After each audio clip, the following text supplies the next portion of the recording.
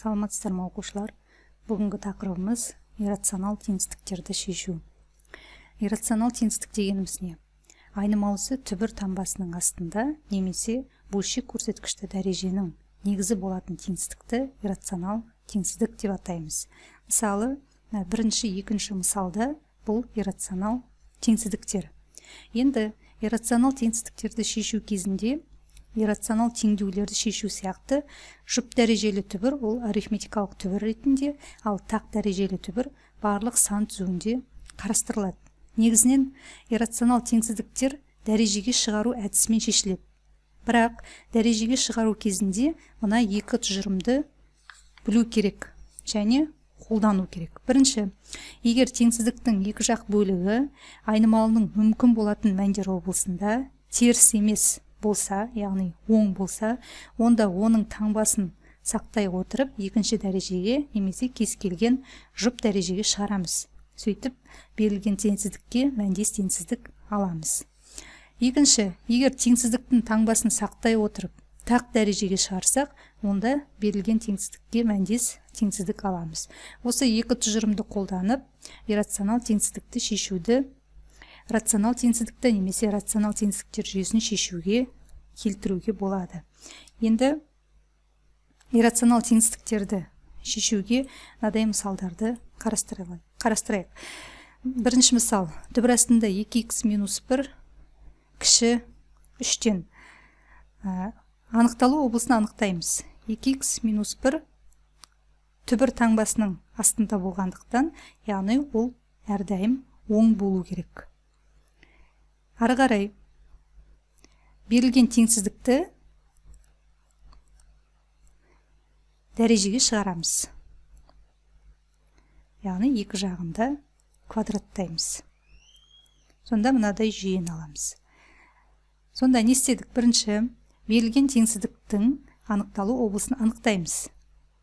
Яғни түбірдің астындағы сан міндетті түрде 0-ден үлкен немесе тең болу керек. Және осыны анықтағаннан кейін түбірдің астынан міндетті түрде оң сан шығады. 3 дегеніміз оң сан, теңсіздіктің екі жағы да оң болғандықтан, онда екінші дәрежеге шығарамыз. Сонда x үлкен неттен 2-ден 1-ден 2х минус 1 кіші 9-дан ары қарай x үлкен неттен 2-ден 1-ден x кіші 5-тен.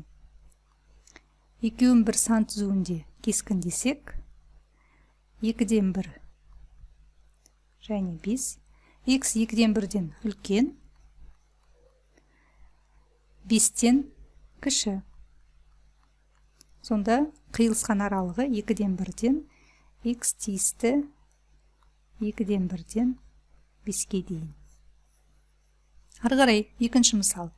Үшінші дәрежелі түбір астында x кіші неттен 2-ден. Жаңа сөздің басында айтып кеткен болатынмын, екі тұжырымды қолдану керек деп. Енді тақ дәрежелі түбір болатын болса, онда анықталу облысын табудың керегі жоқ. Ол барлық сан өсінде қарастырылады. 1-ден дәрежеге шығарып жібереміз. Үшінші дәрежеге шығарамыз.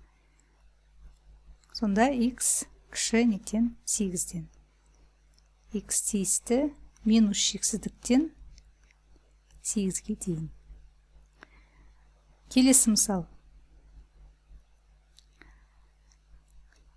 x минус 12 көбейту түбір астында x минус 3 кіші неттен 0-ден. Енді бұл жерде x минус 3 үлкен неттен 0-ден болу керек. Яғни бұл оң. Енді бізде теңсіздікте былай деп тұр. Бұл мына көбейтіндіден теріс сан шығу керек деп тұр. Міне теріс 0-ден кіші болу керек деп тұр. Сонда бізде түбір астында өрнегіміз оң болатын болса, мына жерден оң сан шығады, онда мына жердегі шығатын мәніміз қандай болу керек? Бұл теріс болу үшін көбейтінді. Яғни мына жер теріс болу керек. Теріс санды мына жерден теріс сан шығады, ал мына жерден оң сан шығатын болса, екеуін көбейтетін болсақ, яғни теріс сан немесе нөлге тең сан шығады, иә? Сондықтан x минус 12 дегеніміз кіші неттен 0-ден. Осы жүйені шешеміз. X үлкен неттен 3-ден, x кіші неттен 12-ден. Сан өсінде кескін десек, 3, 12, 3-тен үлкен, 12-ден кіші. Сонда x тиісті 3-тен 12-ге дейін.